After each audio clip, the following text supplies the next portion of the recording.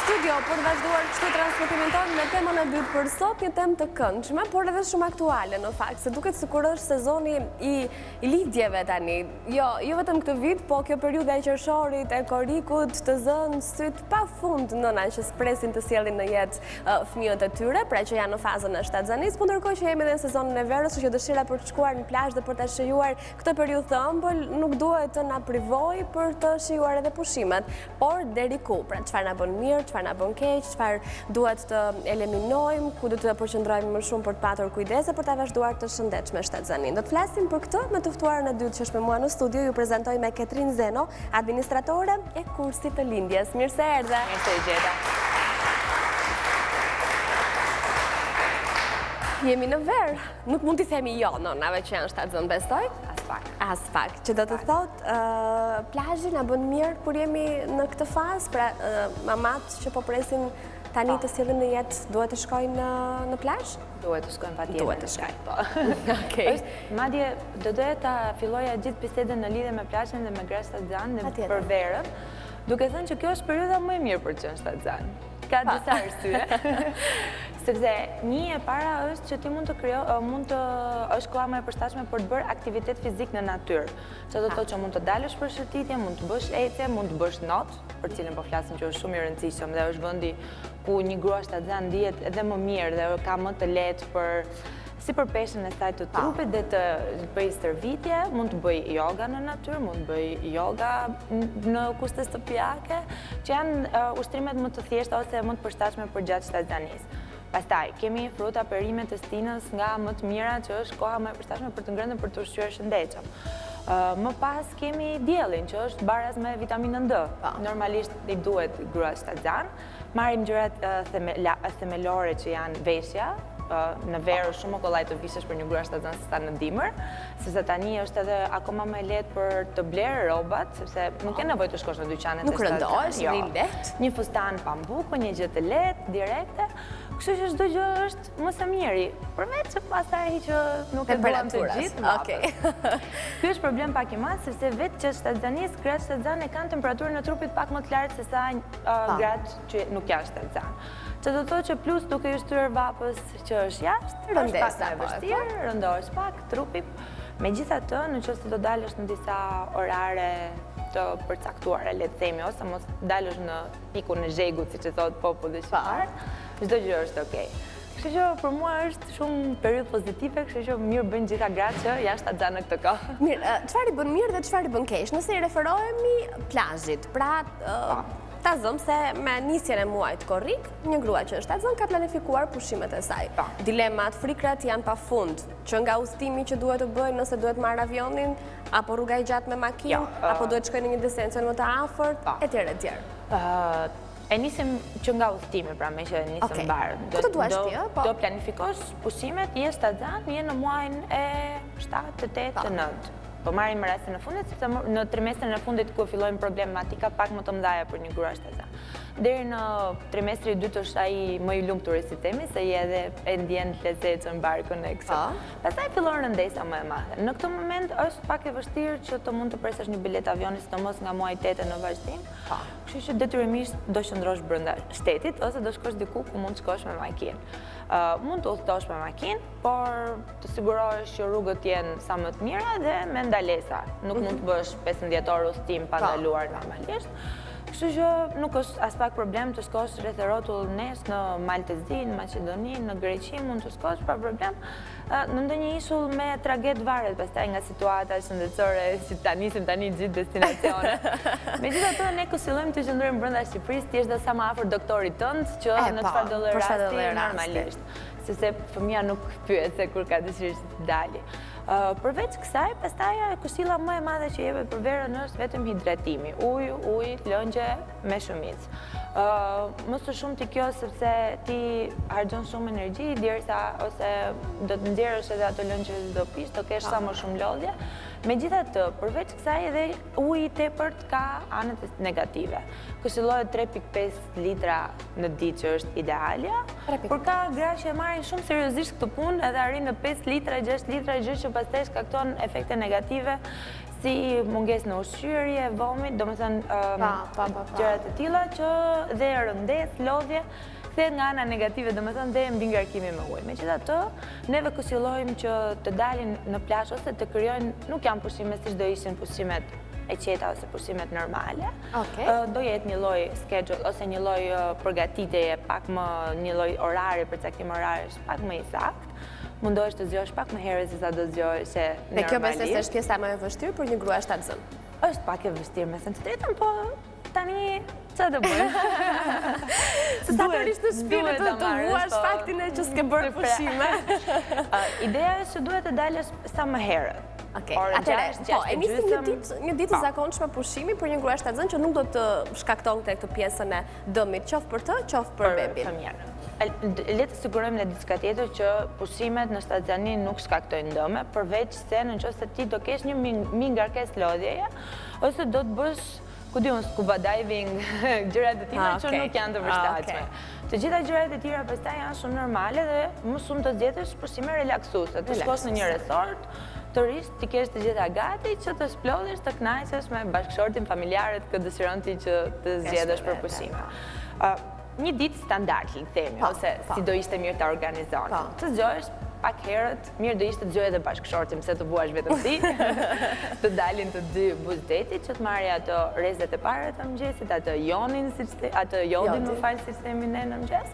Ora 6, 6:30 deri në orën 8, 8:30 të jesh duke ecur, të bën mirë si ecja, si ushtrimet fizike, si ajo kafja buzdetit në mëngjes, çdo gjë domethënë, e fillon ditën mbarë. Më pas të vendos të bësh pak not, normalisht. Në momenti deri në orën 10 të mëngjesit është okay, mund ta shfrytëzosh në të gjitha mënyrat e mundshme buzdetit. Pastaj dal ngadalë duhet të fillosh të futesh në ombrell deri nga ora 11 maksimumi që të lahesh dhe një 2 herë shpejt e shpejt dhe pastaj duhet të largohesh nga rrezet në orën 12 deri në orën 3:30, nuk duhet të qëndrosh as pak në diell. Kjo për të evituar njollat e zeza, për diellit të lodh edhe vetë fizikisht. Kështu që kjo kohë është e ndaluar. Le të themi kjo nuk këshillohet si për fëmijët, si për të mosuarit, ashtu edhe për gratë që janë në gjendje më delikate. Kështu që kjo është orari që nuk këshillohet. Pas do dalësh në orët, në gjatë kësaj periudhe mund të shkosh të ushqesh, të marrësh drekën, të shplodhesh pak në dhomë ose në shtëpi ku do jesh, dhe më pas rifillon del sërish në plazh ka ora 5, fillon me notin sërish, pastaj ja vazhdon sërish me ecjen e mbestites, dhe në fund në darkë, nëse ke dëshirë të rish deri të shikosh perëndimin, okay, nëse s'ke dëshirë mund të shkosh në shtëpi, zgjedh vetë domethënë, çdo gjë është shumë relative. E rëndësishme për ne, le të themi, është vetëm që gratë shtatzan të kenë parasysh ato pikun e orarit të diellit që nuk duhet të rinë. Dhe mbi lodhjen në det, sepse po them ndonjëherë pas here ne japim këshilla dhe pastaj i marrin shumë shërbdon dhe e lodhin o të bëjnë notë se na bën mirë kështu dhe e teprojnë dhe me notin, gjë që nuk është. Po, qëndrojmë pak këtu tek noti.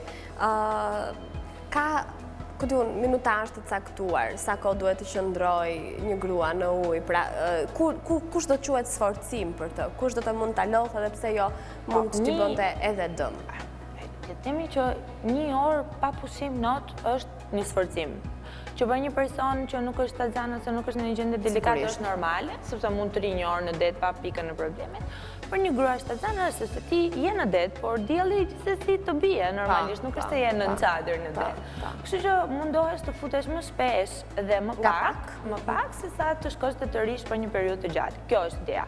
Pastaj nuk ka një standard 15 minuta, 20 minuta, varet se si ndihesh ti, varet ka gra që kanë shumë qejf notin, janë shumë të shërbitura, e praktikonin më përpara, që do thotë që është më e lehtë dhe gjashtë shtatzanis, dhe ka të tjera që më shumë e preferojnë detin, nuk duan të bëjnë notaren në atë periudhë, po thjesht sepse është i vetmi vend që ndjen më të lehta, i mban ujë, atë peshën që kanë ndjen atë relaksin, më në fund nuk e ndjen më peshën e trupit, kështu që kanë dëshirë dhe mundohen të notojnë, këshillojmë notën e britkocis që forcon pak, gjithë notat forcojmë, por ai është më i lehti dhe forcon muskujt e brendshëm të kofshës që ndihmon gjatë lindjes, qoftë do zgjedhin të bëjnë një lindje natyrale.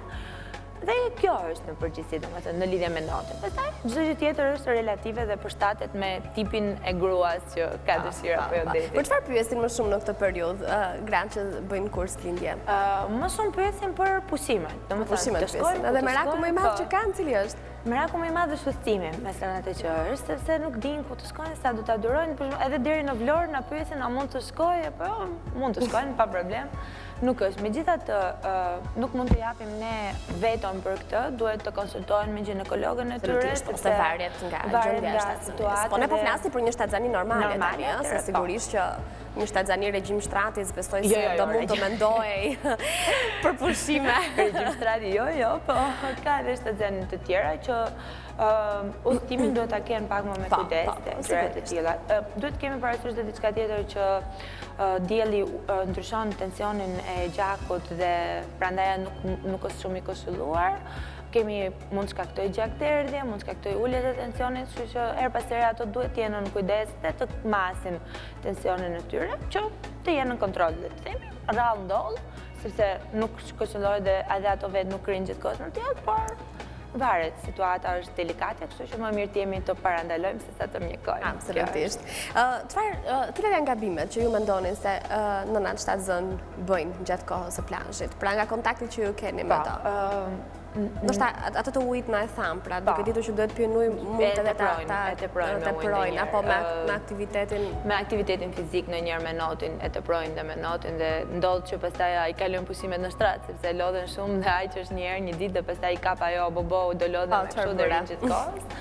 Ndodh dhe kjo, ndodh edhe ajo e diellit që nëna shtatzan duan të nxjihen, duan të bëjnë, duan ta kenë barkun në rrumbullakët të zi, mendojnë hajtë se vitamina D, kështu që le të marrë, ose ndodh dhe që harojnë të përdorin kremin mbrojtës që është një mast i pa diskutueshëm. 50+ gjithmonë nuk njollat për gjitha gjërat, domethënë këshillohet te fëmijët, te të mosuarit, te gratë që nuk janë shtatzan, jo më të gratë që janë shtatzan, duhet patjetër të mbrohen. Një djegje nga dielli do ishte padurueshme që shtatzanis, domethënë temperatura e trupit nuk do ta duronte dot. Do të kalojë kohën pastaj në dush me ujë të ftohtë. Të mërshme. Kështu që pushimet e tua do priseshin. Kështu që këshillojmë që kremi mbrojtës patjetër. Tani ka komoditete nga më të ndryshmet. Në farmaci mund të marrim spray që është uji, që thjesht uji që freskues, që edhe ato e këshillojmë që ta kenë me vete gjithmonë.